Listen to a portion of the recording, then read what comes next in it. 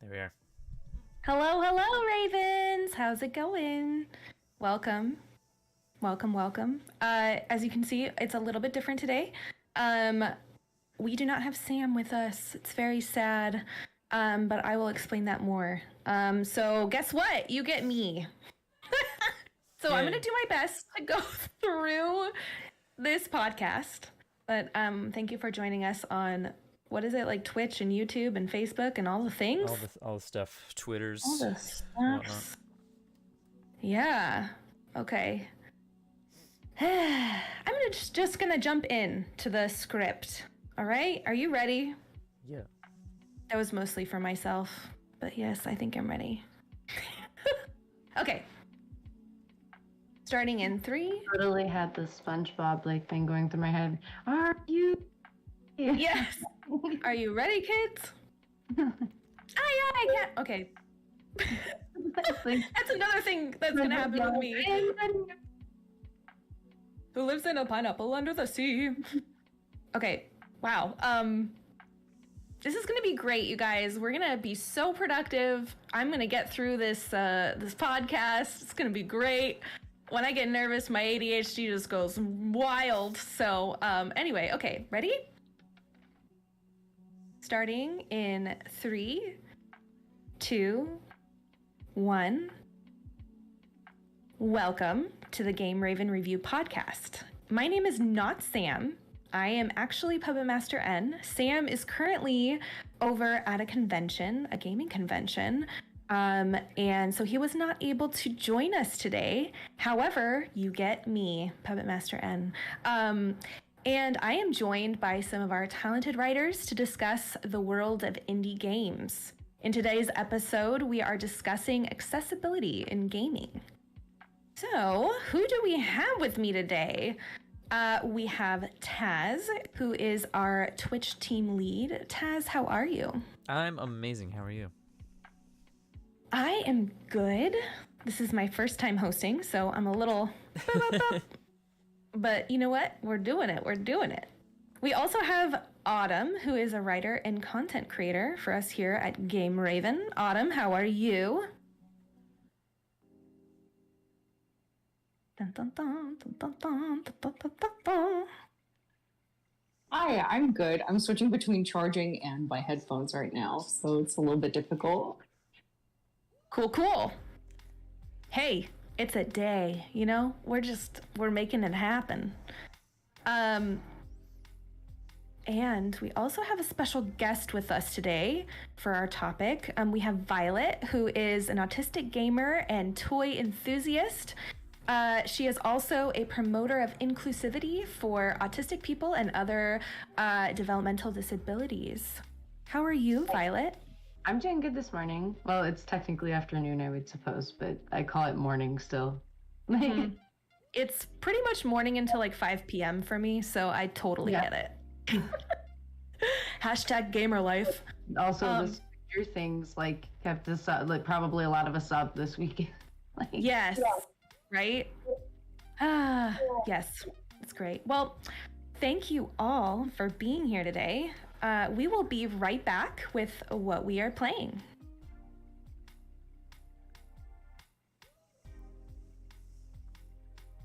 I'm dancing because there's music that happens right now. Okay. Okay. Also because I'm nervous. You're doing great. Thank you. From Blue's Clues, just right there. I've heard that before. I've had viewers say, "Oh my gosh, it's Blue's Clues," and I'm like, You do a perfect blue. I like my hair. Oh my gosh. I did watch it when I was, my little sister watched it, so I did hear a lot of the pow. I still watch it. I love Blue's Clues, but I'm also really into Bluey right now. So apparently, one of my fixed interests is actually animation dogs. So I love cartoon dogs and cats, but cats aren't my specialty in the cartoon one. I love dogs. Blue is a pretty good one. Yes. All right. Bluey is like his takeover right now because he's taking the world by storm. Bluey is. So Blue's Clues is actually right when they released, they actually now have Bluey that's coming in and kind of knocking down the new release of Blue's Clues right now. What? Because they're both blue dogs. Like, Yeah. they're competing with each other. No! Blue's Yes. Clues will always be in our hearts. Actually, Bluey is phenomenal, like from how it's made, like the animation, from the music they put in it, all of it. It is a phenomenal show, even for adults. And I'm a part of a ton of Bluey groups, and the content in it is great, and adults can actually be entertained by it as well. That's, wow. I am learning so much from you today.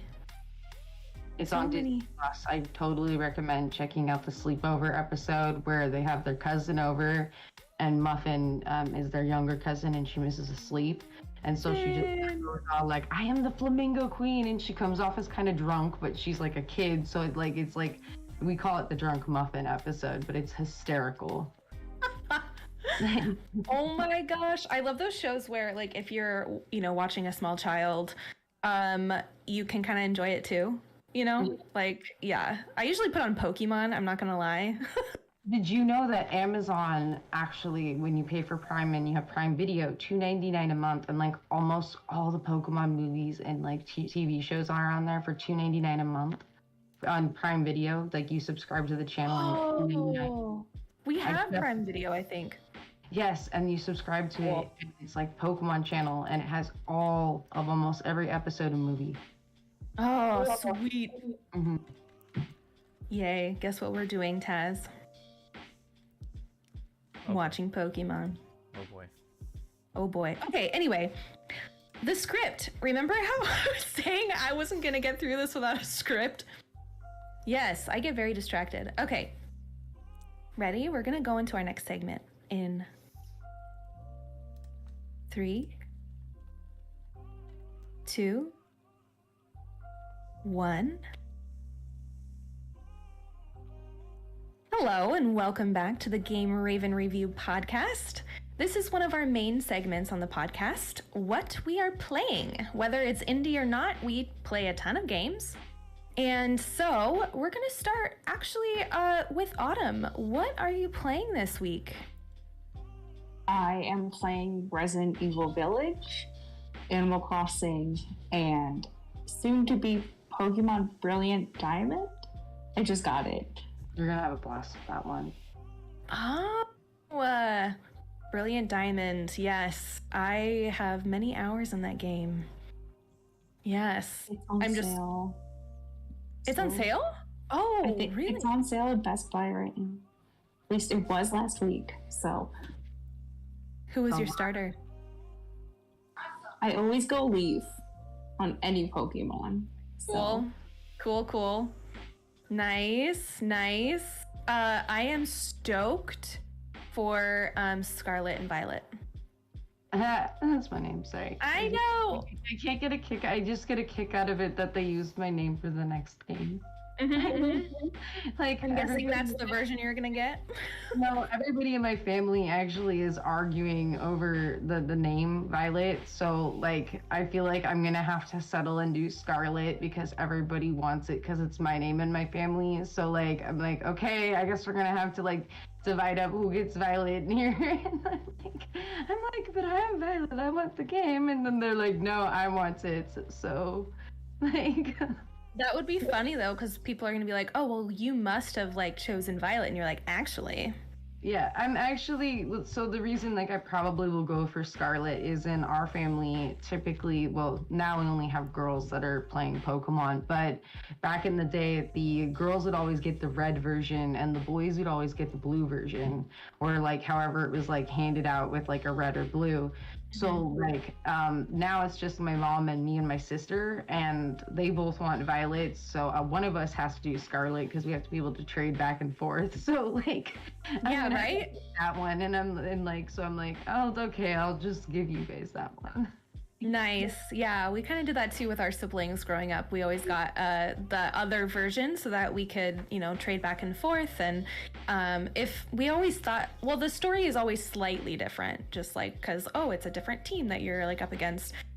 So we like to see all of that. So it was kind of fun. Yeah.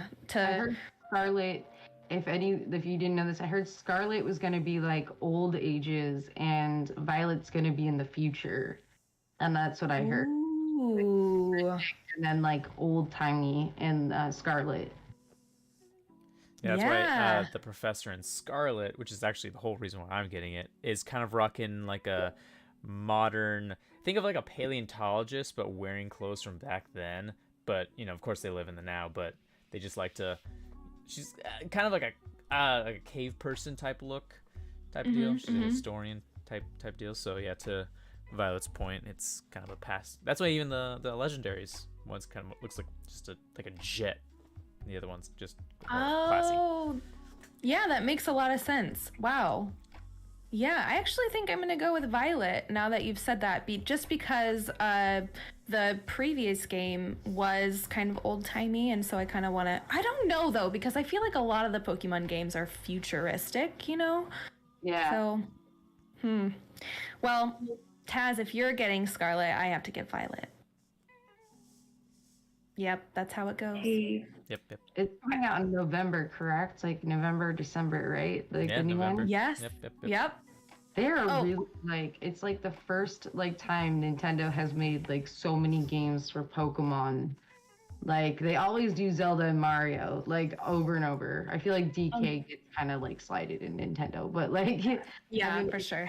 I've been waiting since I was a kid for an open world Donkey Kong again, but that's probably never gonna happen. I hope it does. What's up? my phone isn't charging and I'm having a huge issue trying to keep this. Oh no! I know. I have like my external charger and everything with me and it's not letting me. And I'm like at 9% and I'm really upset about it. Oh Like no! Oh, and you don't have a wall charger or anything. I prepared myself for everything, but I think that my phone isn't letting me do both at the same time and it's causing an issue. Oh dang! Okay. I don't know if you need me to like record answers if you want to add it into it. Otherwise, like I'm really sorry. Oh, that's okay. Oh, Like I had everything prepared for today, and then I don't think I'm gonna be able to do tonight either now. oh, Oh, no. dang it! Oh, that's okay. Do you Yeah. have multiple things plugged into like the wall outlet that your charger is? Because if you unplug like what you can, it can send more electricity. And sometimes different parts of the house. Oh, it's a portable Oh one. yeah. You don't have like a wall. Dang! Oh, Autumn, I'm so sorry. That's No, okay. I'm really sorry. I usually, you know me, I'm usually more prepared for this. Oh, I know. I know. Everyone, Autumn is freaking amazing.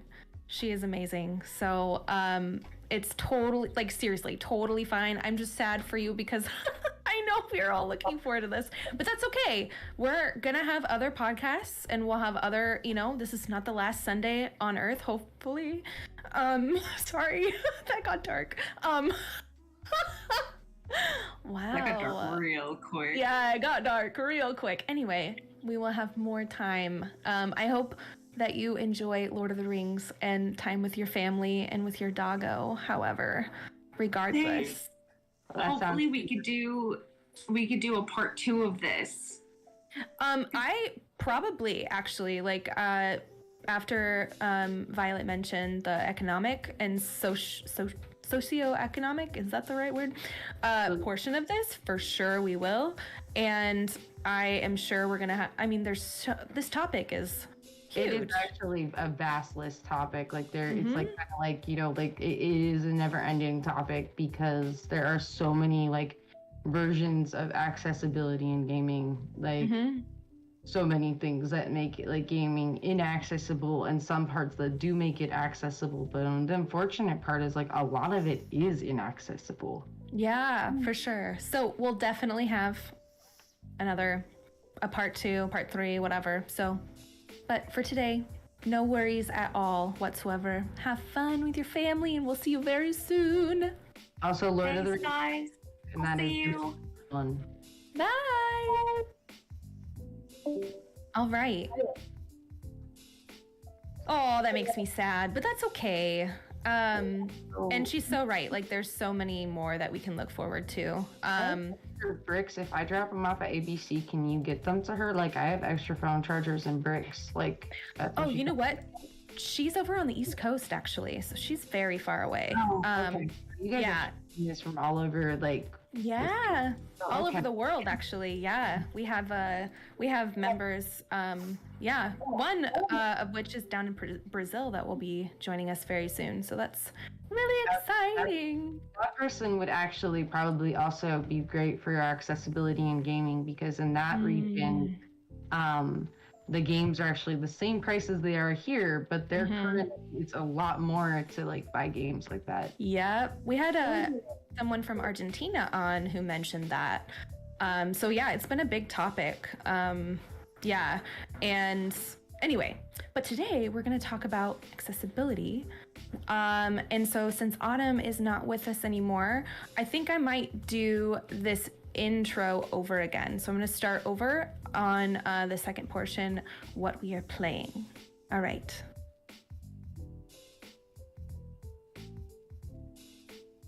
In 3, 2, 1.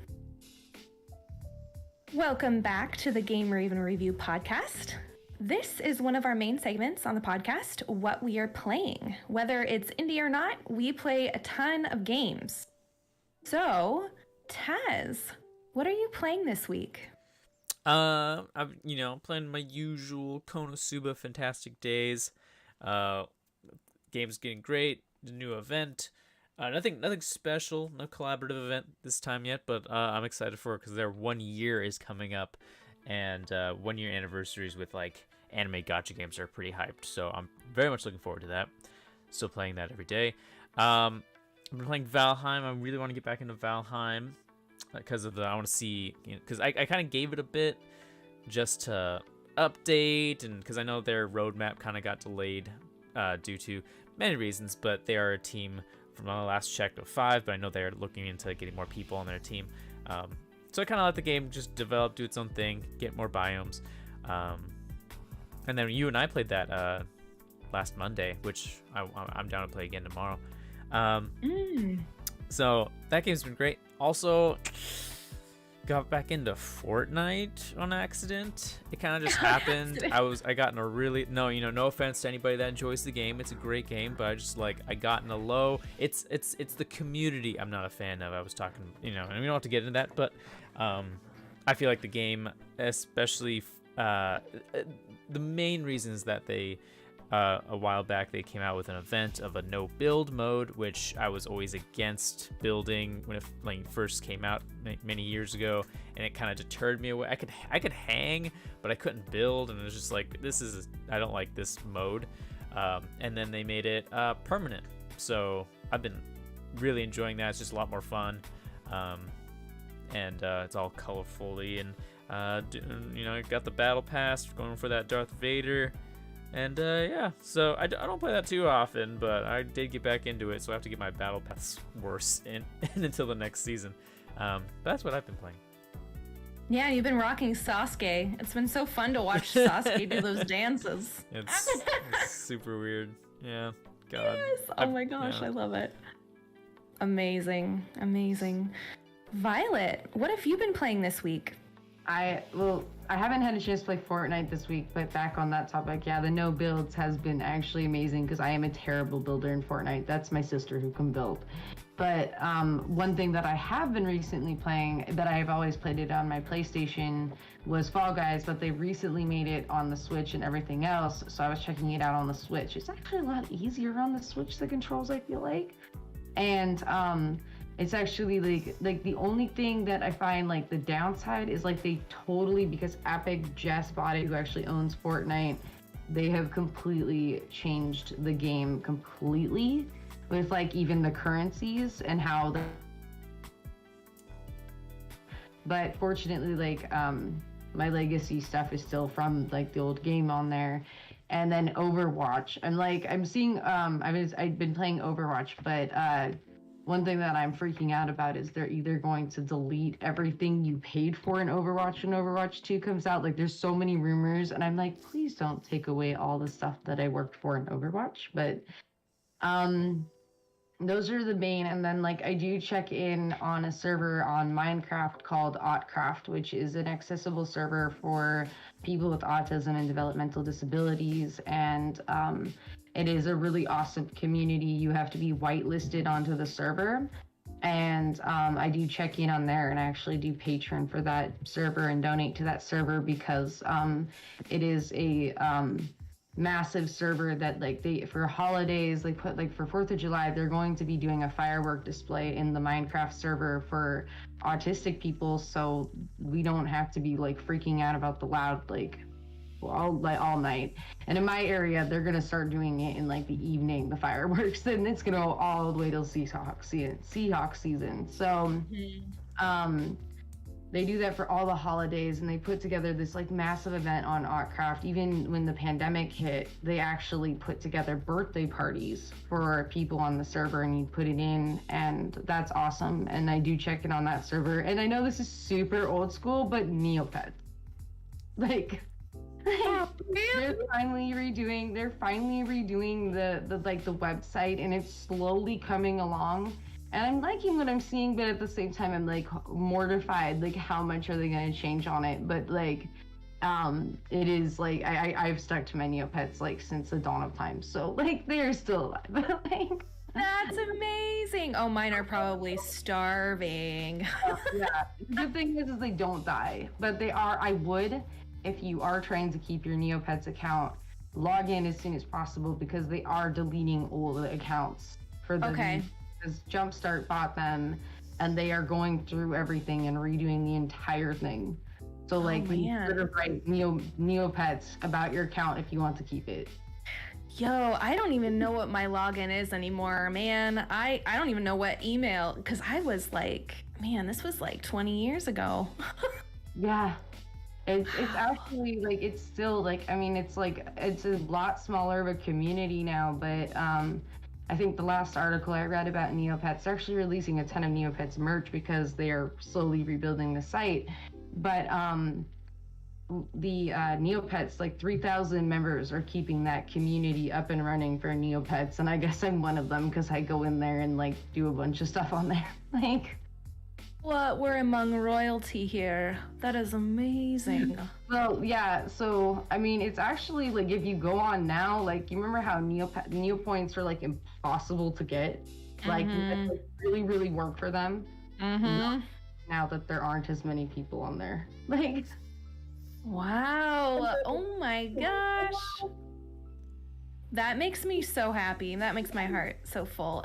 There's a lot in the gaming community that is just nostalgic gaming in general. And so it's just, what a wonderful time to be alive, you know? it's amazing because like the Oculus now is a thing, and like the VR gaming is now a bit at a head. And like if my mom had a stroke when I was really young, and before that she actually worked for Microsoft. Oh. And she was actually a huge part of like development of programming of what the community for gaming now is. But this was way back in the 90s. And after she had her stroke, the last game we played together was actually Mario Party on the N64. After that, Joy-Con controllers were not that great. But now that she has this like Oculus, like she doesn't live with me, so like I'll randomly call her and she's like, hold on, I'm playing VR poker. And like, you know, it made it so much more accessible to her for gaming because she's just like playing VR poker. And she'll like, when I do visit with her, she'll tell me like, I got like 3 million chips on poker. And I'm like, you know, that's really awesome that they made this a thing. My sister's biological mother, like her last console before she had her stroke, and she ended up with being paralyzed from the left side down, and she had aphasia where she can't really say like more than 1 or 2 words at a time. And unfortunately for her, and this is I guess like what we're talking about today, is the accessibility in gaming.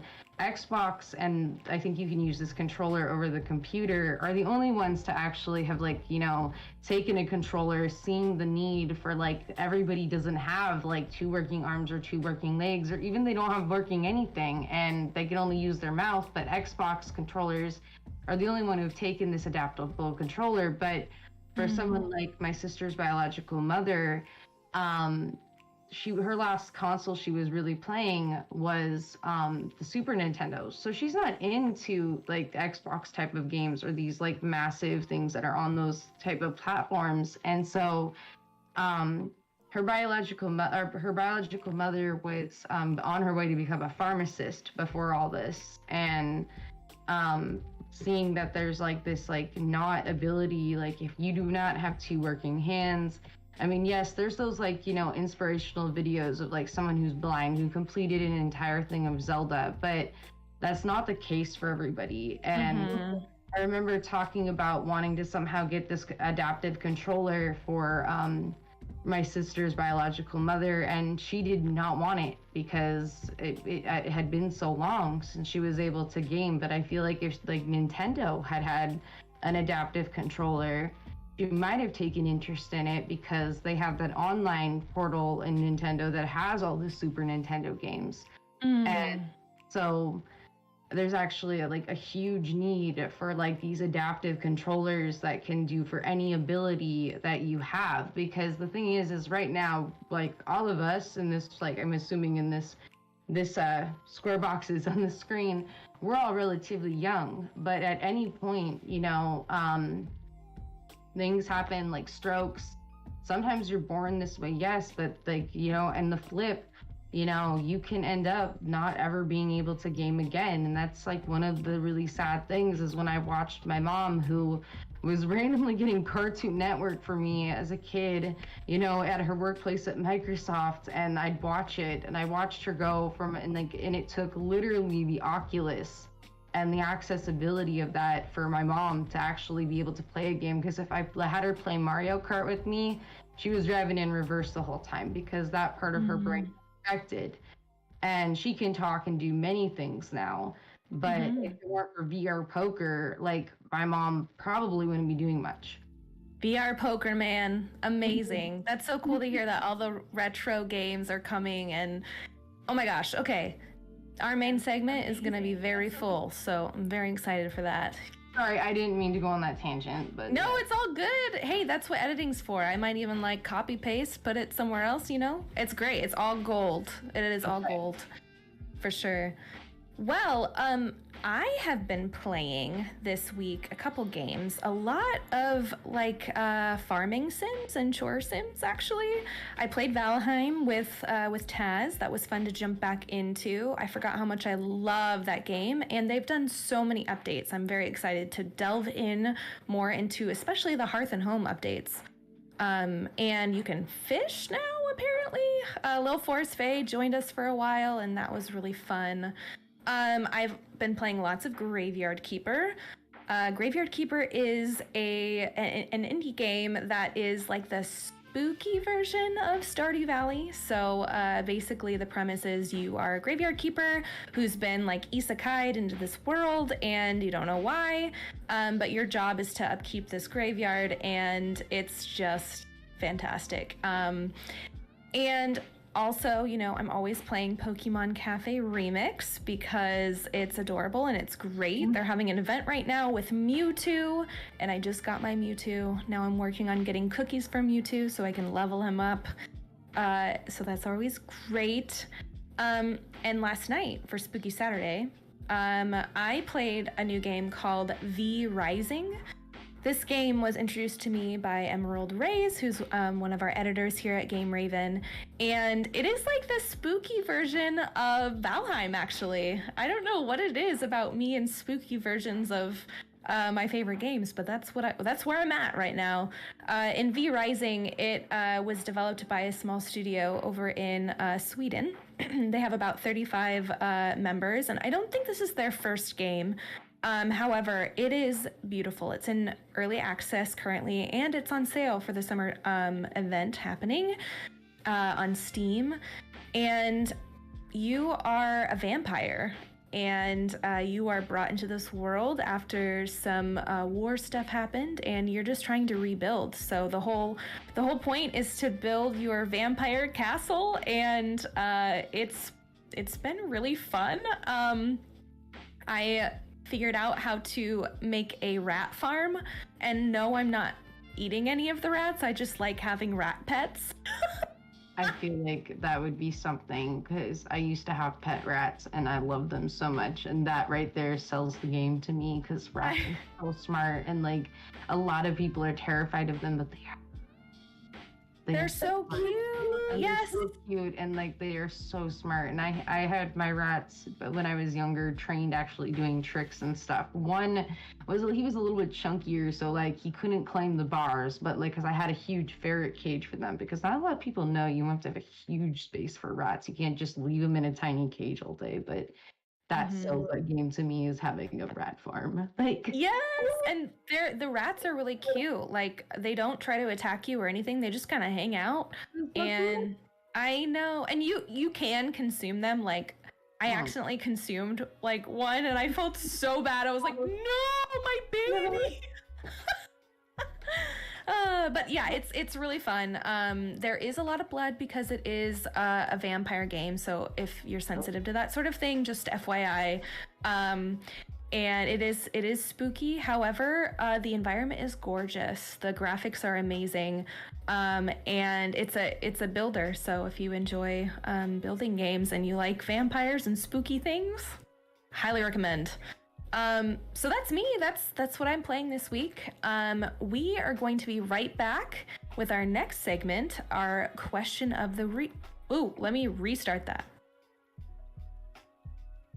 So that's me. That's what I'm playing this week.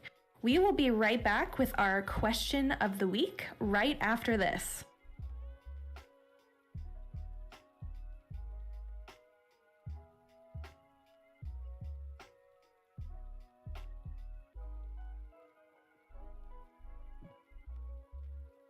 Okay, starting in 3, 2, 1. Welcome back to the Game Raven Review Podcast. Every day in our Discord, we ask a question. And it could be about gaming, it could be about indie gaming, it could be about all kinds of different things. And we get some wild answers. So we decided to pull one of these questions for our podcast. And today's question is, what was the last game you had to take physical notes for? And I'm gonna actually start with Taz on this one again. Go ahead. So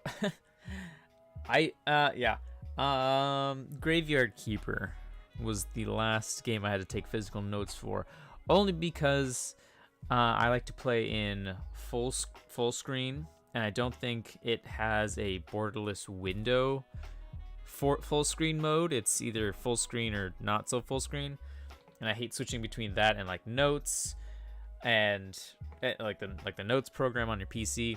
So I ended up writing, and there's like that's what like I had to write physical notes because I would go to the church and I would write down the materials that I need and how many for those materials, because I wish there was more of a journal system in Graveyard Keeper, because Homeboy doesn't have one, and he's just cut like I don't know, it kind of there's a lack of that. So if there was a system of like, oh okay, I just learned how to make this, what does it cost to make? Oh, I forgot, let me open up my thing. No, that doesn't exist. So I have like I use note cards because it's all I had around me. I was just like so because I didn't want to, because even like the walking, it's a great game, I'm just like not a fan of the walking back and forth. So I have to like walk down, I have to remember what it was, I have to walk back and then grab the stuff, and so yeah, that's that's why I started making physical notes. No, I totally feel you. Yep, that's totally me in Graveyard Keeper. Like, I can't tell you how much time I have spent just, oh my gosh, here we go, walking on back. Although the teleport stone has changed my life. So I think you mentioned that to me. You're like, oh, you can have a teleport stone. And I'm like, yeah, what? There's fast travel in this? Yeah.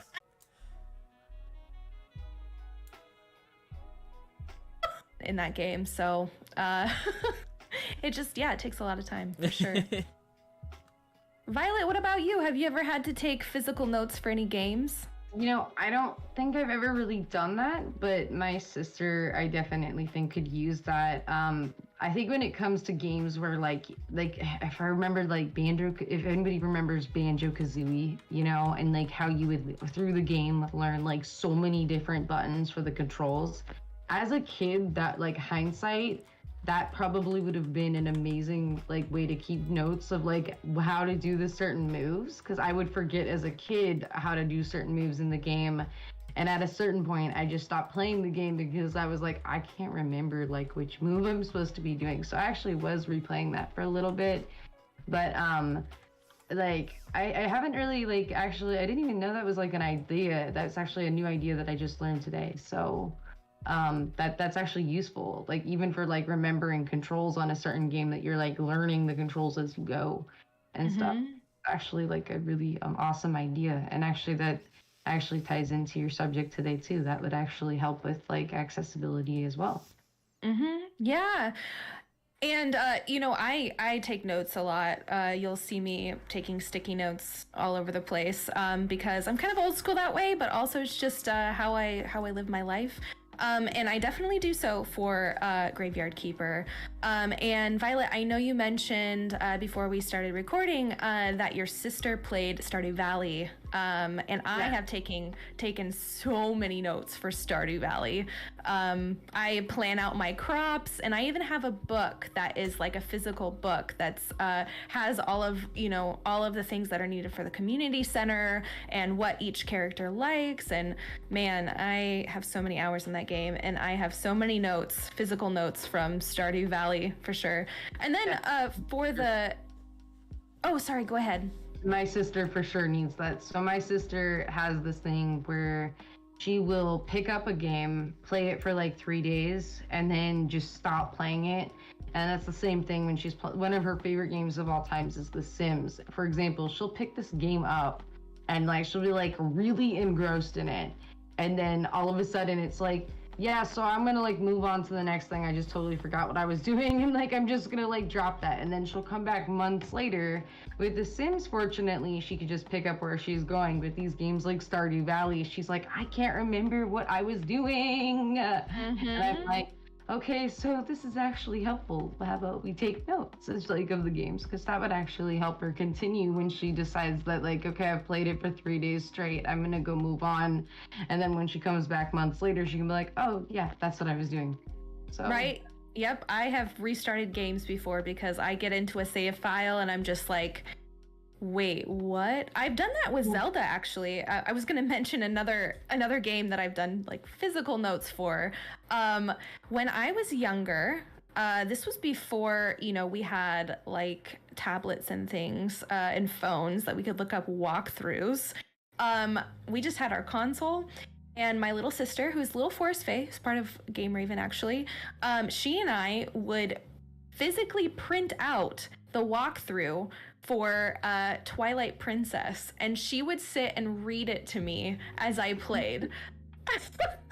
That's what my sister does for me when we're playing games together, especially with Fortnite. She'll like read the quests and stuff and like be like, okay, go do this, because I'm really bad at like visually, like sometimes when colors are blended together, like the quests how they are on Fortnite, like she has to read them, because for me like it all jumbles on the screen. And so like she'll have to read it and be like, okay, this is what we're doing, and then I'm just like, okay. And then so that's actually where she's helpful, is like with like the screen and whatever it's telling us to do. I'm like, what did it tell us to do? And she's like, this. And I'm like, okay, keep going. Like Yeah, for sure. You made me think of this as well with the controls. When I am streaming a new indie game, I generally like sometimes print out the controls and then like, post it up next to my monitor, because, while I'm playing this new game and it's different controls each time, it's hard to keep track. And if you're streaming, you're also looking at chat and you're talking to people, and the dev is there. So I don't know, there's another level of like stress. I need to have the controls, right accessible to me so that I'm not having to, go back and look at them. Luckily, a lot of indie games have pretty, straightforward controls, but you can get some of those indie games sometimes that have pretty wonky controls. And so you have like V Rising, for example. The controls are just kind of different. I have to get used to them. I played probably like 3.5 hours last night, and I'm still not super comfortable with all the controls quite yet. So I have done that before with different controls. It's just helpful to be able to, look off screen at something that can just remind you, okay, this is what finger I should be using right now and what button I should be pushing. And especially in combat too. You're like, oh my gosh, what is my special move again? Or like, oh, I need my hard hitting move or my magic or whatever. It's like, on keyboard and mouse, I'm a console player, or I was a console player up until recently. And so with keyboard and mouse, there's so many options that, it's just not always intuitive. And so the physical notes are very helpful for somebody like me, for sure. I can see that now that actually would be helpful in so many ways, just in my family alone with gaming. I didn't even know that, I didn't even think of that as a thing until you guys actually brought up this question of the day. And now I'm looking at it that would be really helpful, really helpful in this house. Yeah, for sure. The thing is in our household, we keep notes on almost everything else, but I never thought of that way with gaming. Notes in a calendar of what we're doing that day, and there's 4 calendars in our house, for example, of what we're doing. But I never thought of that concept for gaming until this actual question was brought up, and I'm like, that actually would be really helpful in my household alone. So I think that's actually a really good idea, and everybody should keep notes on that. So for sure. Yeah, live by them. Well, if you want to answer one of these questions for yourself, go ahead and sign up for our Game Raven Discord, and you'll see a link at the top of our website, GameRavenReview.com, where you can access our Discord. All right, we'll be back right after this with our main segment of the podcast. See you there.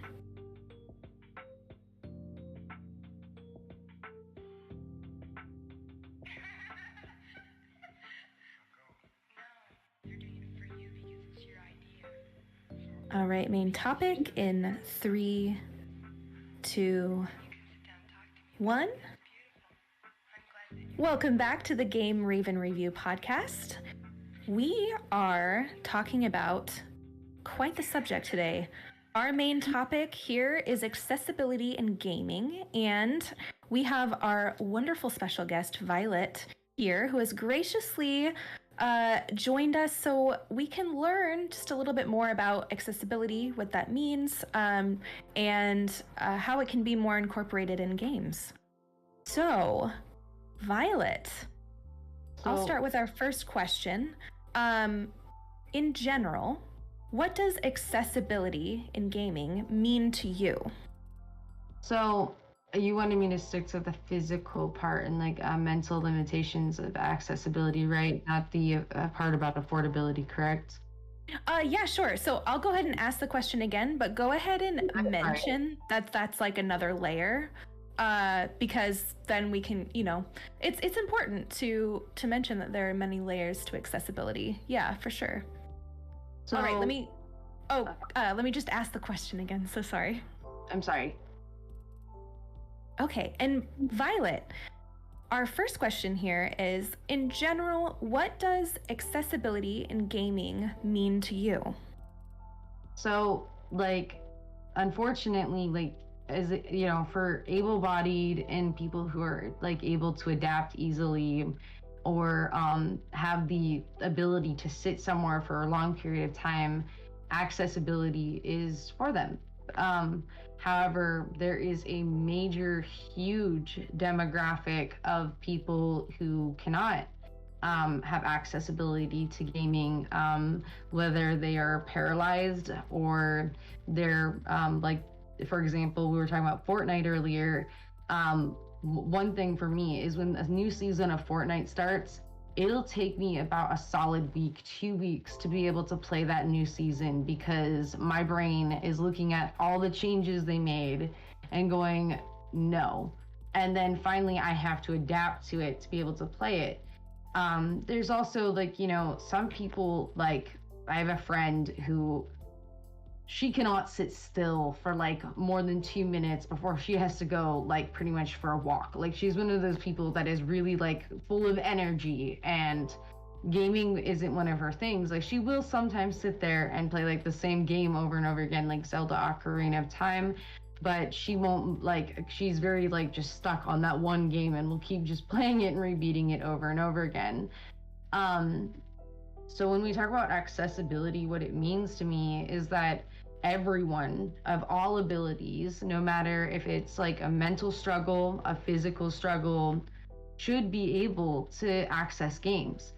And being in the disabled community, one of the major things you'll run into is that like if you don't have like a parent, someone to trade back and forth with a game, or know something like extreme couponing, that in itself, even if you're able-bodied in the disabled community, you have like accessibility with your hands, your mind, and your legs, you won't be able to like access the gaming community because we're stuck to a financial lock that keeps us from being able to enjoy like a broad range of games. So that's where like community would come in that case, like where it's like, I have this game, can I like let you borrow it for this game?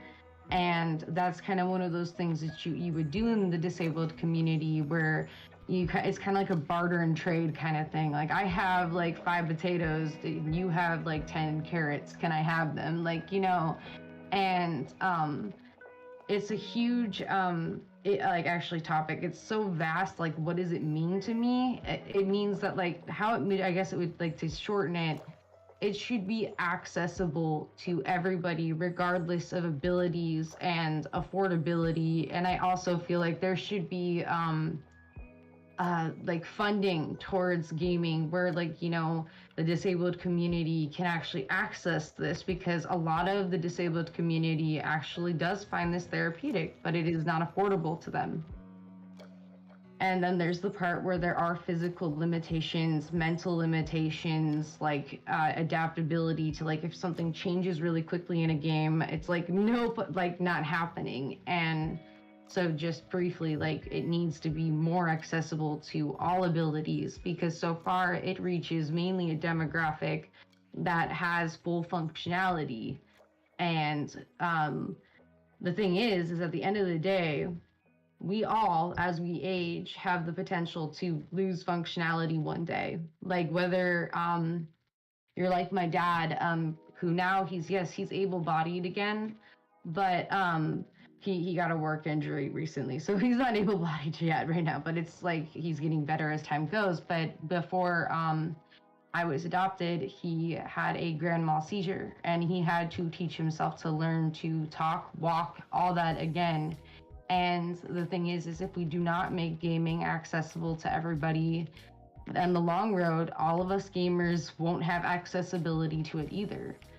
And that is why it's important to have it, if that makes sense. Yeah, you totally covered our next question, though. Why is accessibility in gaming important? Yeah, no, that was a great transition. You know, I think about how you're right, it will affect all of us, you know, as we age. And another part of aging is how much isolation comes with not being able-bodied. And gaming has allowed a lot of us, you know, able-bodied or not, we have experienced some isolation through this pandemic. And we've been able to adapt through gaming and through being able to access each other through the internet. And if that wasn't possible, there's a lot of suffering that can happen for everybody if that accessibility isn't available. My sister's biological mother, when she was impacted by her stroke, I can understand her, and so can my sister. But when she was left paralyzed, left side, all the way the left side down, and I think it's actually her right side. I always get confused if it's her right or left side. But she has this aphasia where she can only say one or two things. So even if I was able to go get the Xbox adaptability controller, which she has no interest in whatsoever, because she has had the stroke for like 20 years, and it's been, you know, she has not been able to communicate like how we are right now for the last 20 years. So when, if you're to put a mic on her and say, hey, you want to play this game, and even if she had the adaptable controller, she would not be able to communicate like you or me or him, and like it would be a one-sided conversation because not a lot of people can understand her. And I even noticed that when we would try to get her like in-home services, because she can only say like yes, no, like she can say certain words, but they're very like limited because of the stroke.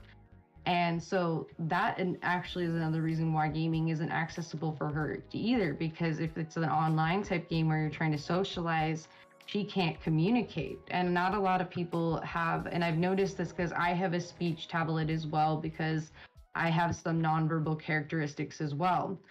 And so when I'm trying to get something across, I have to put it into the speech tablet. But those of us that have this limitation in speaking, not a lot of people are patient enough to like wait for us to, type out what we're trying to say or click on the buttons what we're trying to say. And I've seen that where it's like, can you like, a lot of the people who are fully able, they don't realize that this is the only way we're going to be able to say something, and if you could give a little bit more time, we might be able to say it. So even if she had a speech tablet, the gaming community might not be as like welcoming to the fact that they're waiting 2 minutes for a response. And in her case, like gaming for like on an online platform with socializing, it actually did leave her in the dark. Like she can play little games like was that one that everybody cracks a joke about? It's like Candy Crush. But to her, this is like the only thing that my sister's biological mom can play. And so she can't do any of the other games, because she does have the ability to put the tablet on her lap and slide, for the, Candy Crush things. But, it's one of those things that make it so important that if we don't make it accessible to everybody, later it won't be accessible for us. And there's so many layers to this topic could go on forever. Oh, totally. In my mom's case, like our adoptive mother, she had a stroke, and she was actually a programmer at Microsoft before gaming was like really big, but it was like the Windows 98 version of like Microsoft. And when she had her stroke, before the last game we played, it was Mario Party. Afterwards, she could not play things like Mario Kart. She would get confused, end up driving in reverse. And if it like for years, yes, she had like a Farmville craze. Like I think those easy apps are like kind of like a thing. And it was like, I had to go like to 7-Eleven. They're having like a giveaway on like Farmville, like, codes and stuff. So she would do that, but then like, when Farmville went away and like the gaming industry took like an even more like bigger and bigger and more, it got more and more evolved. Like she finally was able to, when the VR came out, like the new Oculuses that hook up to Facebook, and like, yes, they have the joysticks, but my mom is really bad at those. But VR poker, kind of, you don't need to be as good at it. You just need to hold some cards and probably like talk to people.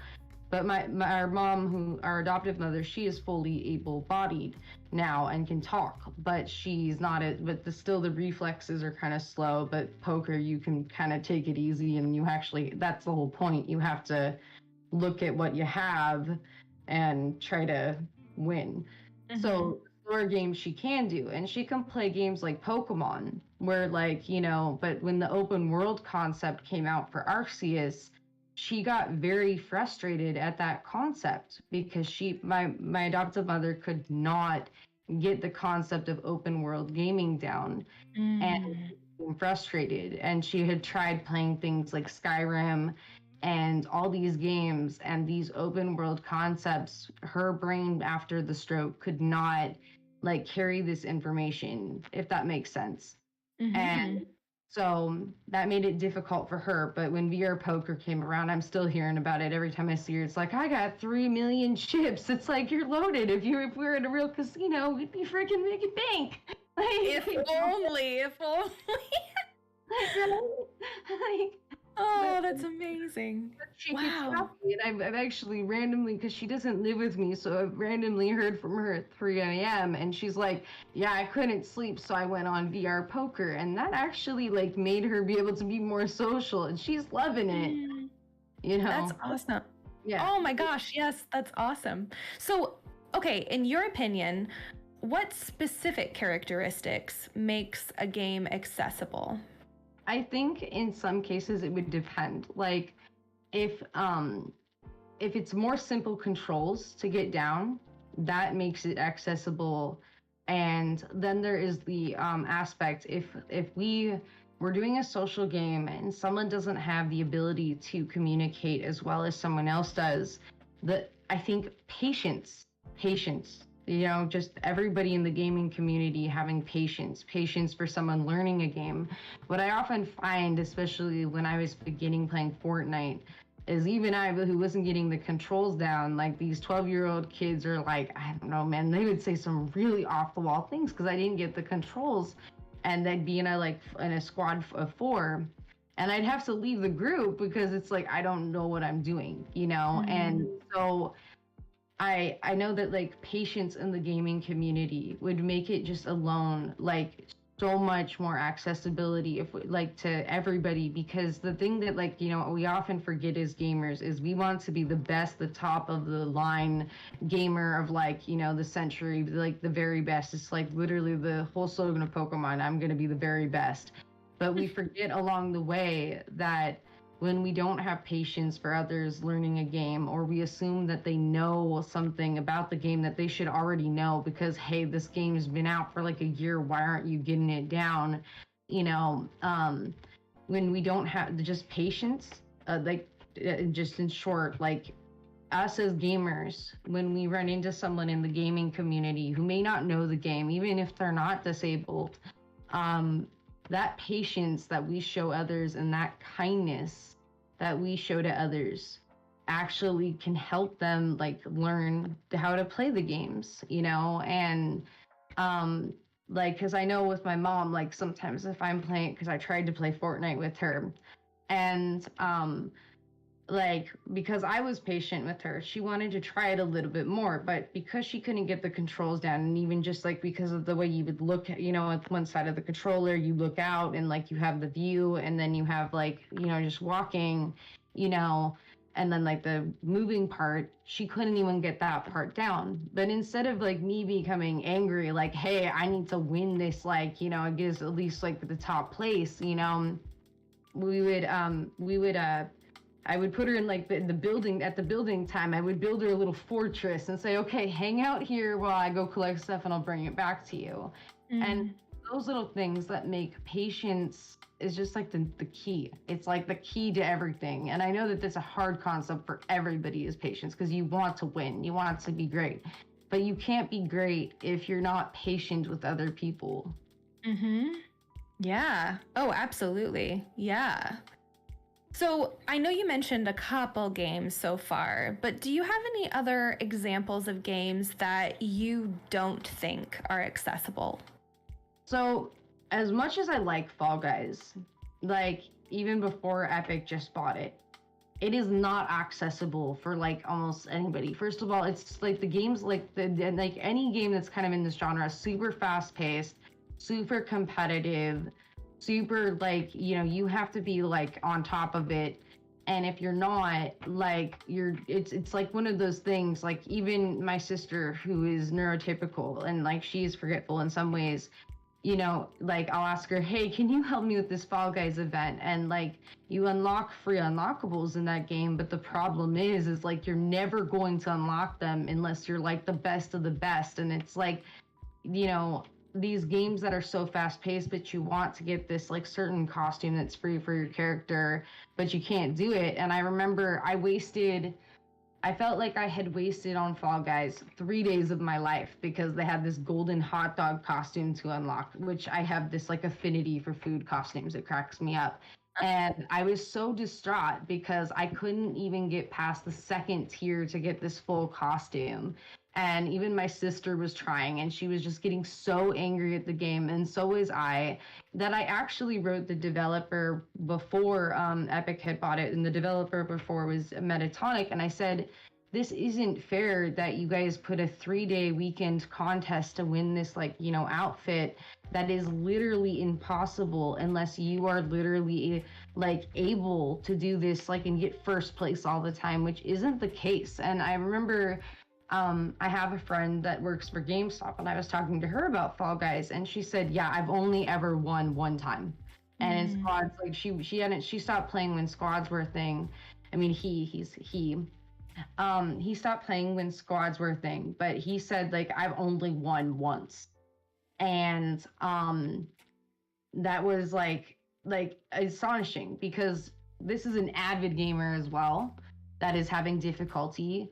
And again, I've talked to, before Epic bought them, I said, you guys really need to, like, make this easier. And these fast-paced games, like, you know, like, I'd say are the least accessible type of game, because Fortnite, in a sense, is also fast-paced. And if you're not as fast and quick and moving around, when they did the no builds, that did increase accessibility. But the problem is now you have people who just camp out all the time, and, like, we do that too, but, you know, like, it's not accessible, and it's not fair. And, like, so when you think about all abilities, like these fast-paced games where you need to be, like, the fastest, like, I'd say, like, the farming games you guys are playing are pretty accessible because you guys can do that on your own or with each other. But the fast-paced ones, they're not accessible to everyone at all. Those are the least. For sure, yeah, and I think of, like, tier systems. I've played some fast-paced games where they have really great tier systems, so that if you are a certain ability, there are others that are a certain ability as well, and so you can find what matches best with you, so you can still have fun. And those, you know, those gamers who are hyper competitive and they really get a rush from that and they really love that sort of thing, they can have a group for that, they can have a space for that. But then those of us who may struggle a little bit more, we have, you know, our own tier, our own space to curate together so that we can still have fun, you know? Yeah, that's, I never thought about, you know, the competitive portion of games and how that might be exclusive. And it can turn a lot of people off to playing games, like you said, with Fall Guys. The thing is when you're talking about those tiers, so in the beginning, we were playing with this person who was, like, obviously, like, way above our skill set. So immediately playing with this person, when you're playing with the person that is, like, above your own skill set, you're going to be placed in lobbies like that. And, like, and so it took the fun out of Fortnite, because when we would play by ourselves, we were automatically tiered at this talent level that was, like, not our talent level. So it was like, yeah, like 10 seconds in, boom, you're gone. And so, and then we played with, you know, people who weren't at our skill set, but they were actually below it. And that actually lowered our tiers. So actually the thing is that your tier isn't just based on, it's also based on who you're playing with, which can actually make it, like, harder. There's got to be a way to, like, choose, like, in these type of games, a non-competitive, like, super, like, you know, like, I don't know if you've seen those videos of people on Fortnite who are building all the way to the sky, but, like, I can't do that even if I wanted to. But the major thing is that, like, I feel like I know one time, like, when I hadn't grabbed a weapon yet in Fortnite, for example, because it was a new map and I was dropping, this person had evidently, and there is a sign of respect in this part where, like, it's like the emotes actually come in handy. It's like, I don't have a weapon, let me emote to show you that I'm not going to harm you, please don't harm me, let me have a fair advantage. But unfortunately, there are the people who mess that up, or who are like, you know, okay, like, I peace treated with you for a second, and now I am going to, like, blow you to oblivion. Like, and that's not fair, because, like, you know, if I do a peace treaty with someone, I immediately will let them have the fair advantage in first shot. But, like, some people aren't like that. Some people are like, as soon as they grab that weapon, even though this person gave them mercy for like grabbing a weapon first, they're like, yeah, boom, I'm done now. And and I've seen it on, groups where it's like, yeah, I one time like, gave someone the benefit of the doubt, and I'm never doing that again because it ended up messing me up. Wow. Yeah, it's interesting. You keep circling back to this idea of the gaming community. And when I wrote these questions, we at Game Raven, we focus a lot on the developer part and our opinions as gamers on how games can be accessible when you're making the game, right, as a developer.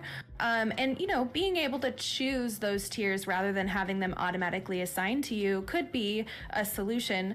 However, I love that you are bringing up this point of, as gamers, we can help to make games more accessible. We are able to make that huge difference for people, just in patience, like you mentioned before, and also just in our gameplay and best practices and how we approach gameplay, and how we're just kind to people, because games aren't fun if people don't play, and you're shoving out an entire huge group of people if you aren't willing to, be patient. And so, yeah, thank you for, bringing it up that, hey, we as gamers, we have power too to make a change in how accessible games are.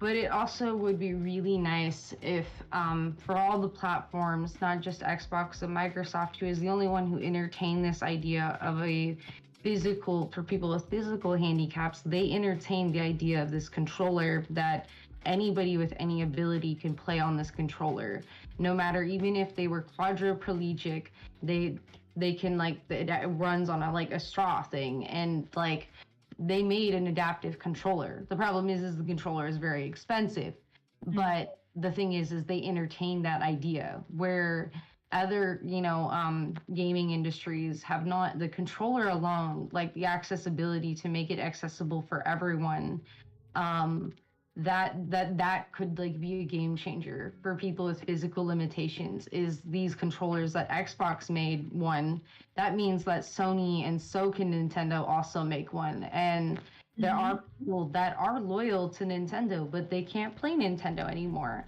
so they would love this. And the thing is that makes this, like, yes, we can watch people game all day, but people really want to play too at the end of the day too. And these controllers would be like game changers alone, because this gives them the ability to play the games and have fun. And it could be whichever like they're loyal to. Like, back in the day before Sony kind of gave rights to everybody for Crash Bandicoot, like he was like, Sony's character. And it would have been nice if Nintendo and PlayStation would also get on board with this adaptability controller for physical limitations as well, because it's a long due. We're in the future of so much advancements with gaming. We have Oculuses that literally show these spinning like huge things of VR. There is no reason that we should not have adaptive controllers for all consoles and all abilities. Absolutely. Yeah. That reminds me too of so this next question is what is an example of a game that is accessible? Taz, you worked at a retirement community, and so you're around a lot of differently abled people due to age. Did you notice any video games that was really accessible to that population? Video games specifically, Wii Bowling. Mostly because,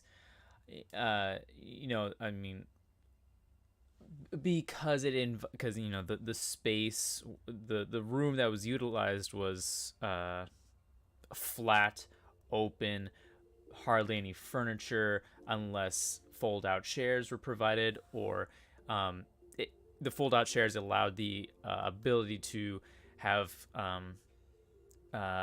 these residents who were purely in walkers permanently, that could just wheel along in.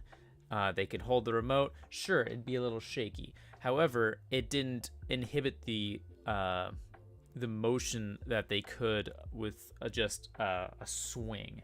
right?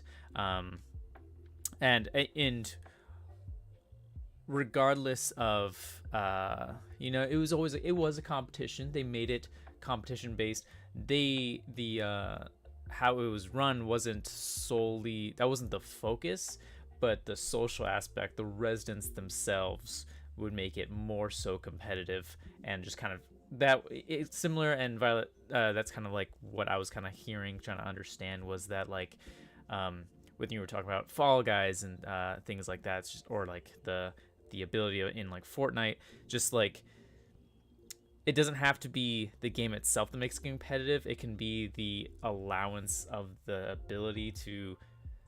I don't know. It like I'm just like as a fully able-bodied person, I'm like really trying to listen and hear, because this is like, even though I'm on this podcast, I'm really just a listener, really, because I'm really just trying to listen in on this.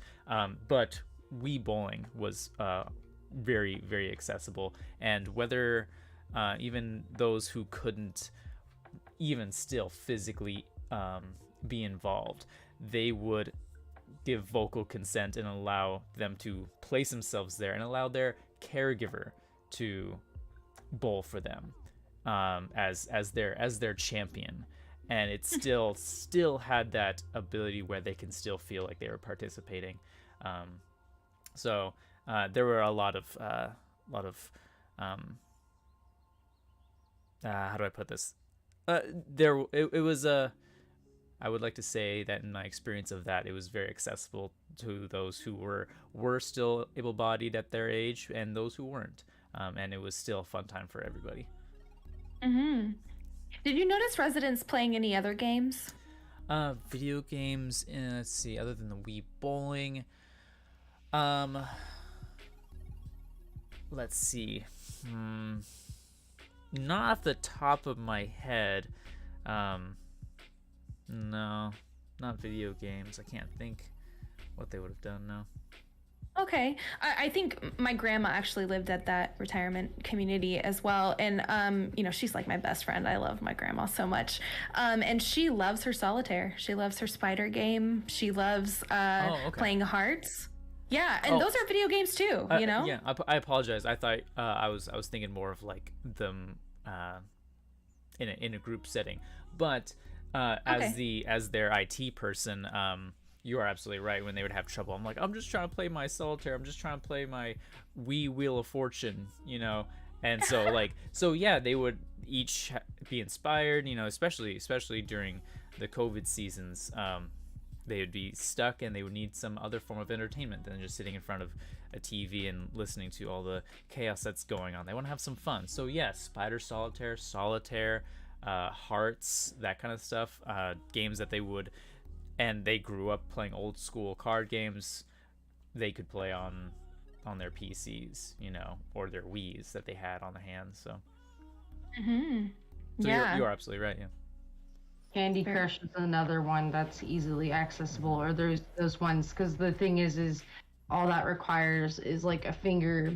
And I've even because I've heard about this, like people playing it with their toes, so use their hands. Like these games that are on the tablet actually do provide an accessibility. Like I know a lot of people sometimes don't look at the tablet like, I don't want to be playing Candy Crush, but for some people this is like their life. Like like Candy Crush, Witch Bubble Saga, I believe it's called. Those games, like I've seen, like, yes, because you only need like a finger to just swipe, and like Solitaire, like he was saying, you just need the ability to go like this, and some people can do it with their feet. And I've actually, I think, witnessed that once or twice, somebody like straight up playing Candy Crush with their feet, and those games actually like are great. But it would be like amazing if we somehow like made these controllers so people could actually have like like in the VR, for example, like but as we're moving into my sister's calling it the third age of the internet, it would be amazing if we made these VR things. Because when I'm looking at, like, my interest in the VR is like you can be anywhere in the world technically at a certain point.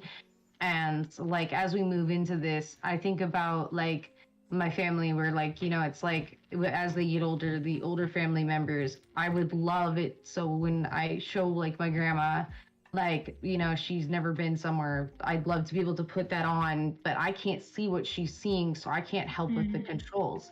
I wish there was like they'd add to the VR like a screen on the side, so like, you know, when you are showing on the VR someone who can't access it, like you could like control it for them what they're needing to see and help on the outside, but they could still play the game with the VR. You know, if that makes sense? Yeah, like the opposite way of what it is. Yeah. It could be both ways. Yeah. Like mirror it on the tablet, and that could be another idea. You know, mirror it so you could see it on the outside, because I have the Oculus actually, and my dad actually was really interested in one of the apps that were kind of like a game, but it's not really a game. You can go anywhere in the world and kind of see it from Google's Maps, but from like a VR perspective. But he was having a hard time, like, you know, figuring it out. But because the mask is over your eyes, I can't see what he's looking at. But he is a huge solitaire fan. And like, actually, my dad is going to be turning 70. He was born in 1955. So like, you know, very soon. And I was, when you were talking about the solitaire and Wii bowling, I know that Wii bowling was actually very therapeutic for even people who were suffering with mental illness, and that was a very huge like thing for community settings. And like actually Wii bowling, actually I do argue, is one of the most like, you know, accessibility friendly games, because even if you can't play it, you can still like, it was because before we got onto the online servers, which we wasn't really on, you still played with other people. And I mean, that's one thing I do miss from the old school era of gaming, is that we were all able to just sit in one room and we were like da da da da, you know. And my dad, I think about my dad because when he was mentioning solitaire, that is something he does like over and over again. And you know, that those games actually like are really important to the gaming industry. And my grandma, I remember, I was really funny. I was staying with her for a little bit, and this is in the Farmville era. And the amount of money she would put into Farmville, I was just like, you know what? Like, this is pretty much what you got, and you were making the best farm you possibly can. And, you know, it might be your retirement, and this game might be forever, but like, yeah. You know what, you do you, because like, you know, when I looked at her farm, I was like, you got all of that in there? Like how? like amazing. And she would do this like all night, every evening, and she was competitive about it. And it was really funny because I was like, Grandma, geez, it's just a farm. And she's like, no, I have to beat your mother at this, and I have to beat my son and my other daughter. I have to beat everybody at this, and your cousins. I have to beat everybody. And I was just like, okay, Grandma, like, okay. Cool. And like, yeah. it was like when he was bringing that up, I was like, yeah, these games, like, you know, we don't think of them right away, like, you know, like Candy Crush and Farmville back in the day, but like to these people with disabilities, this is like their life. And Wii bowling, I do remember, like, you know, because I have been in hospital settings before, and Wii bowling is like still to this day one of those games where like you get together and everybody gets along no matter what. And then you always have that one person who accidentally like doesn't have the thing on tight enough. Oh no. Yes. But the thing was about the Wii controller is that they were very durable. Like, I had a family member who had rage issues, especially with video games. So when they checked a Nintendo controller, the Switch controllers are not like this. But back then, you could check that thing and it's like the Nokia phone joke. It's gonna last, like, you know. Nice. Yeah, like they knew this was gonna happen. Yeah, yep. And you know, they knew it was gonna go flying. Just don't hit the TV and you're fine. Yeah, but, right. But like, you know, I when I think about like memories that I have with playing like Wii bowling and those kind of games in like hospital settings, those actually were very therapeutic. And I can see how for older people, this is actually like a great example of how that premise of Wii bowling could be like evolved into making accessible games for everybody. And you know, because like the fact that, because my sister is also a CNA, so she works with elderly people as well sometimes. And so when she was working with elderly people, like the thing is we don't realize this about this, even like it's not just the disabled community, the elderly community, they're very lonely, like, and you wouldn't realize that because, you know, when you walk up to them, they seem like, you know, they're strong and that they it doesn't affect them that they're like lonely. And the Wii Bowling, when he was talking about that, that brought so much like happiness to me when I was hearing that, because when I was in hospitals playing those kind of games with other people, yes, it turned into a competition, but it also, the other flip side of when we're doing it is how badly can we mess this up and just have to keep doing it? Like, you know, like you know, like when we're not able to aim completely for the bowling pins, it was like, oh, okay, well, I missed like for the 18th time. Anybody want to top how many times I lost it, you know? And that made it kind of like, you know, when he was talking about that, that is an example of how we could make this a thing. And I just, that made me really happy because I remember when I was younger and this was the only thing to do, it brought people together. For sure, yeah. We have an event coming up. Twice a year, Game Raven puts on a 24-hour charity stream through Extra Life. And Extra Life does a lot of, you know, donating to children's hospitals. And part of that money goes to research to help, you know, all kids around the nation who really benefit a lot from having video games in hospitals. And, you know, it spans the ages for, you know, older folks as well, like the whole isolation aspect, or, you know, there's a whole untapped market, I think, if you're a developer listening to this, you know, creating games that are accessible to all people. There is so much value that you can bring in your game to people, and it's so underserved. I think that there's a lot of conversations happening about creating games that are more accessible, and yet still, you know, it's still so underserved. So you know, it's just so valuable. It's so valuable. So along those lines, our last question, if you were to give advice to an indie developer who is looking to make their game more accessible, what advice would you give them? Is this a question for me or? Oh, yes, sorry. Yes, for you, Violet. To give advice, one, I would try to make the controls as simple as possible until we get these accessible controllers one day. I would try to make the controls simple enough where you're not trying to have too much to memorize, too much to like do. Try to make it like, if it is on a tablet, like try to make it so, yeah, feet could work on it or something, or, you know, make it accessible in a way where, you know, it goes for all abilities even. And the other advice I would give is, if you're gonna do that changing season stuff, please do not like just cram a bunch of new stuff in immediately in the new season. Kind of transition slowly through a season. You know, don't just like, you know, it's kind of like, you know, when you're watching a TV show and you finish a season, you don't want to just like immediately be inundated with a brand new concept. And those three things, and definitely like the accessibility point of just like limited controls, like don't have as many to inundate someone. Like if you want, like, instead of like, you know, for example, if you're gonna have a jump, double jump, stick to the original like concept, A, for example, on Nintendo. Don't like go A, B, C, A, you know, like I know that's not, C isn't on the controller, but like I'm saying that like have a like lesser range of like things to get down, if that makes sense. Yeah. And make it more simple. Like I sometimes, like, you know, if you're looking at like, so because I'm really into art, so like how I would put this is some of the greatest art, and gaming is considered art in a sense.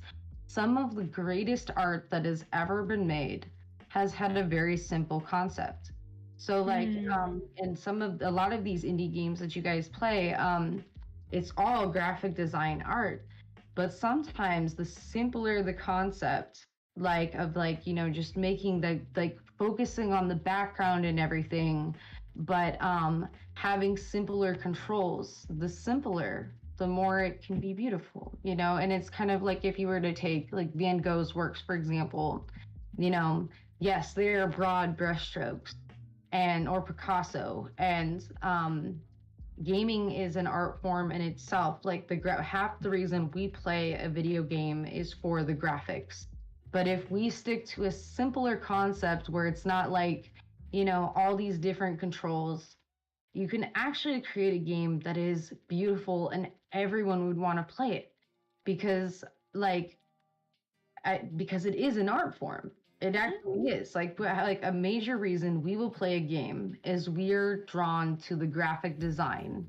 But if the controls are simple, you have created a masterpiece in a sense. Yep, and I think too. I've done game testing a lot for indie devs, and had conversations with them about gameplay and so on. And one of the biggest challenges in creating a game is your tutorial. How do you teach the player how to play the game? And this could apply to video games or tabletop games or whatever.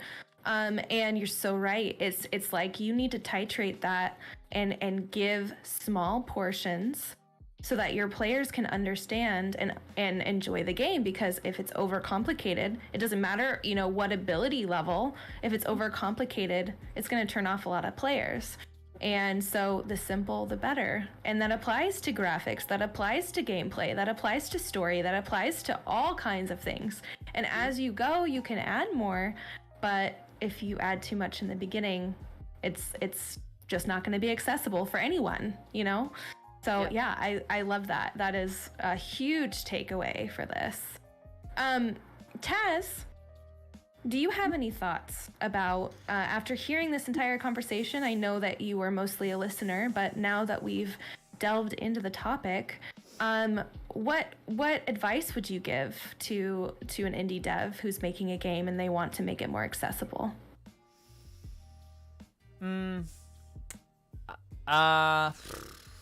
That's hard to say, especially from my worldview. I want to say yes, make it more accessible. Do I know how on a personal level? No.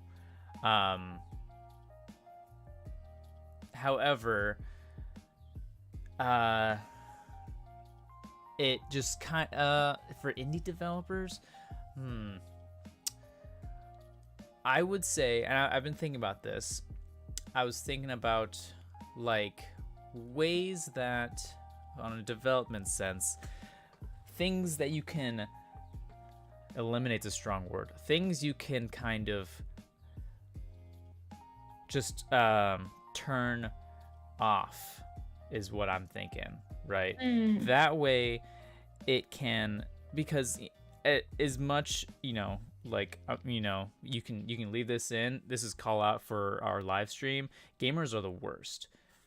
The entire community sucks. Not, of course, I'm talking in a general sense. We are mean. Gamers are mean. Online people are mean. So that's just kind of a call out. And so I'm thinking, so with my kind of like my advice, right? As much as it's a meme, they are trying. Developers of Grounded. You're a tiny little person thrown in the backyard. There's spiders. People suffer from arachnophobia, and they have an arachnophobia setting to turn down as a notch level instead of turning on or off. Instead of getting rid, you can play the game passively, I believe, but instead of getting rid of the spider entirely and then eliminating everybody from the opportunity, you just turn down the scale to make it look less like a spider to help those that suffer from arachnophobia. And so that's kind of what I mean by like adjust some things, turn things off, have the option to turn those things off. And I guess that's kind of more speaking on the kind of mental accessibility sense. But I feel like it's still important. That way everybody can still feel involved, but people that feel like they can't, they can adjust some things to where they can, or the option is available to them. So I'm just that's kind of like a looking out for everybody's sense. Because I would love to be able to turn off like the gore concept in games, and I really, really like that idea. Yeah, giving the player more control. Yeah, that's a great point. There is a game that's coming out called Twilight Star Heart of Ear, and you've seen that in our community, and I played an alpha demo of that game, and they give so much control to the player to adjust settings. I'm somebody who gets motion sick if I play a first person game. And so being able to turn off motion blur or head bobbing or whatever makes that game far more accessible to me, because I love games. I love indie horror. And so a lot of indie horror games are first person. And so if I have the ability to adjust, the visual settings, it allows me to actually play the game. There are a lot of games that I just simply can't play because it doesn't have that option. And in Twilight Star Heart of Ear, I also noticed that there are all kinds of graphic settings. And I know we're not talking today necessarily about the socioeconomic portion of accessibility. However, everybody has a different setup. Everybody has a different PC. And so there are some games that before I got my most recent PC, I just couldn't play because I needed a better graphic card. Oh, sorry. I needed a better graphics card than what I could afford or what I had, or I needed better monitors or a better whatever. And with a game like Twilight Star, it's a beefy game. The graphics are just amazing. However, they give you the ability to scale those down so that whatever build you have, you're able to play it. And that goes for it. It could be a physical need, like my motion sickness, or it could be a hardware need or a software need or whatever. So yeah, giving players control, more control, and just making things, stack them in a simple way, and simple is best. I love that so much. Well, thank you both so much for joining us here on the Game Raven Review podcast. It has been a wonderful time getting to know you a little bit more, Violet. How can we find... Oh, absolutely. Absolutely. It's always a joy to have you. I feel like we learn so much every time you're here. How can we find you? Would you like to plug any of your socials? So I run a channel called Violet's Life with Autism. I mainly do Instagram and Facebook for it. There is a TikTok segment, but I usually do Facebook and Instagram because my goal of my channel is not to necessarily gain like a ton of followers in the way you think. Like, I have no ambition to really want to be paid to educate the world about developmental disabilities.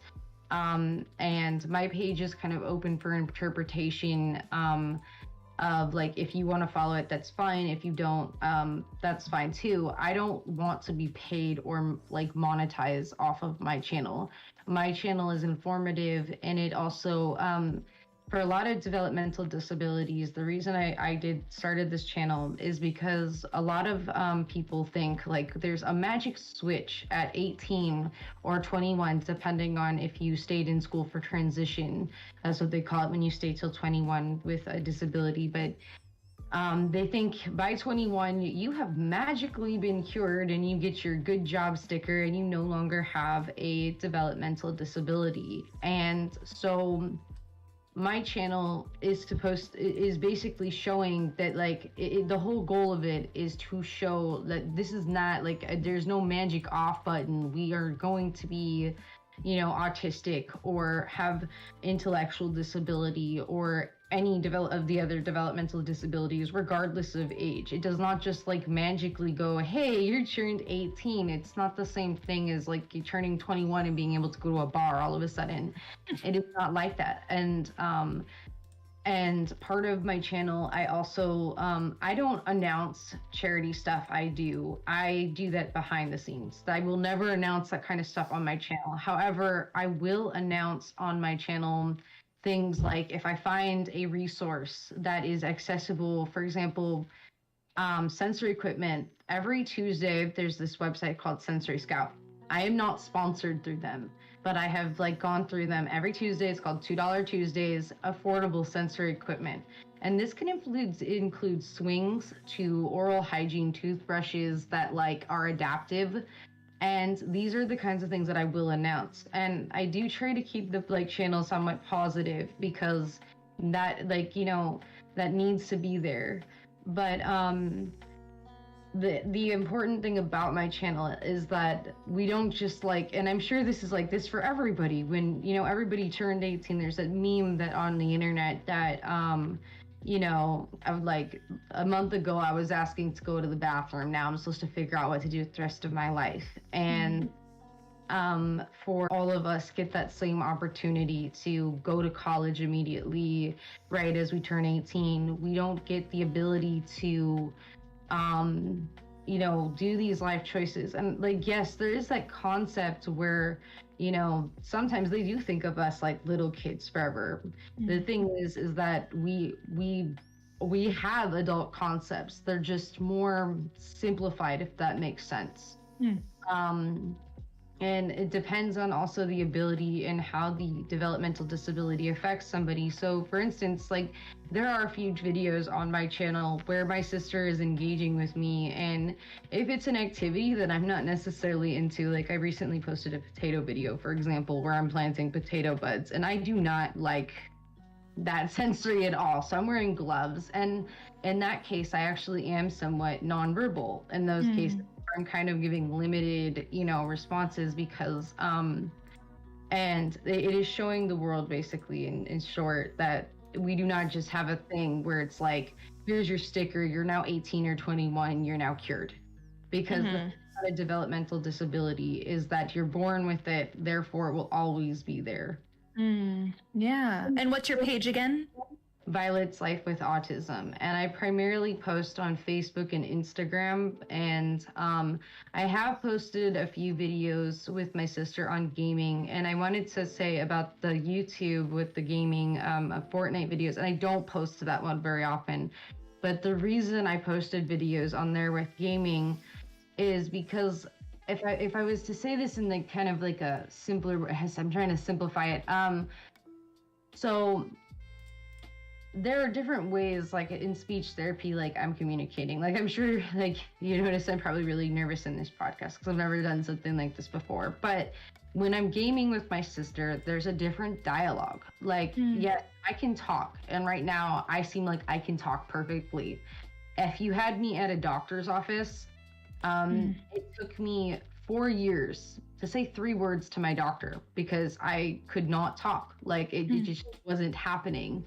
And I had to use a speech tablet, and if my doctor was not patient enough to deal with me, I would have my sister, like I would go in with my sister and tell her, here's all the things you need to tell my doctor, because I am unable to communicate this. The second I walk in there is no words coming out, and that's a form of selective mutism. And there are moments where I will be sort of verbal but not verbal at all. And the thing about autism is, like, when you're looking at this person with autism, we look like everybody else almost all the time. You know, we look like, you know, the standard human. So when people see us, they're like, oh, okay, she's wearing those like bulky headphones in public, and, you know, she just must be listening to music.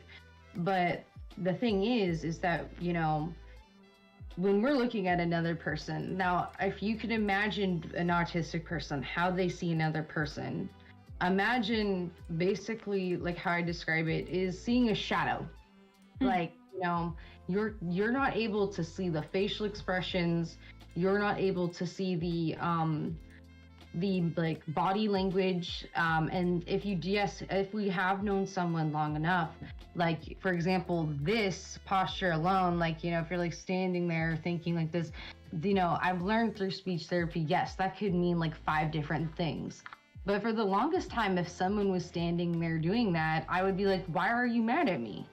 And, you know, it's kind of like you can hear like what people are saying. And it's like, it's kind of like being blind in a sense, where you see a person, and a lot of us actually do not have facial identification. So like if we spot, like, you know, like I'll have friends that are like, oh, there's that person we know in public. And I'm like, who, what, you know? And like, imagine seeing a shadow. Just every time you look at a person, it's just a blank slate, and all you have to go off of is a tone of voice. And the longer you've known that person, yes, you'll get used to the tone of voice and you'll know, like, okay, that means they're mad. With the younger autistic population that are like really little, there's this common occurrence where their parent finally becomes so frustrated with them, they finally shout for the first time. And like an autistic person never hearing their parent in their life do that, they will clap and be like, do it again. But it's not because they're like, you know, like, oh my gosh, like I realize you're mad and this is hilarious. It's actually a common thing because it's so new. The voice was alerting. The voice was like a new concept. They had never heard it before. And so they wanted to hear it again. And so I know through probably, I don't know if the computer was picking it up, but like we have a child above us who's actually nonverbal autistic, and she is 4, and she has this amazing gift, and she has a tablet and she can't talk, but when she goes on YouTube, she is typing what she wants on that tablet, and she learned to recognize the words. Wow. And nonverbal autistics actually can communicate. And it's just, it's such a vast topic, but my channel primarily covers, even though we grow up, we are still disabled, and advocating that because once these children age out of the system, and there are 3 million children in the autism spectrum alone every year aging out of the school system without any supports, and there's not that many. I was very fortunate to end up at the day center I did, and there aren't that many places like that, unfortunately. And when they age out of the system, there aren't as many supports. And my goal for my channel is I want there to be supports, because when I'm looking at my neighbor's child and I'm seeing her in the next 14 years, or depending on when, if she's 21, even more, a couple more years after that, you know, I'm looking at, these are the future generation of people with developmental disabilities, and the rapidness of this, just like they just assume that like you're fine and there's no funding and there's no place after. And I was fortunate to end up at the school. Well, I call it my school, but it's a center. And I was very fortunate to end up finding that and having such a loving community in that school. But the unfortunate thing is that there are not like hundreds of those all over the states, or even thousands of places like this. And with the rapid number we have aging out, and we just think that like you get a good job sticker, you're no longer disabled. These kids, like, I want to build something, and that's why I got into college recently for advocacy for this. And my goal is I want it to be a world where you don't have to worry about your kid when you get older, and then they don't have a place anymore, or they have to figure everything else out, or the sibling takes over. Because in my case, my sister handles most of my healthcare, and that's a huge responsibility, especially since my sister's younger than me. And I just really want to fight for that. And that's one of my goals, is accessibility. And that's why I really was really happy that you invited me on this podcast, because accessibility is so important to me. And as the world is progressing, it seems like we take kind of a step back, and we don't realize that some people might not be as far in the race as, you know, society says they should be, if that makes sense. Absolutely. Yeah. Thank you so much for joining us, Violet. It has been an absolute pleasure. Taz, where can we find you? You can find me at TazCW3 on all the platforms.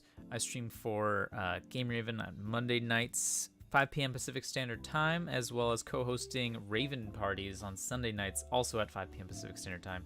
And also I've been streaming on my own channel, talking about a variety of things, such as conspiracies with batteries and Snickers, and playing some Fortnite lately, and all those. I'm a variety streamer. I kind of just do a bunch of variety of things. So hope to see you there. Cool. And I'm your fill-in host, Puppet Master N. That's Puppet Master EN. And you can find me on all of the social platforms. I stream for Game Raven Review here on Twitch on Saturday evenings for Spooky Saturday. Otherwise, I'm here on Twitch under Puppet Master EN. And as always, you can find us on Twitter and Twitch at Game Raven Review and at GameRavenReview.com. And join our Discord. Again, we have lots of really fun things on there. For all of you, have a fantastic week, and until next time.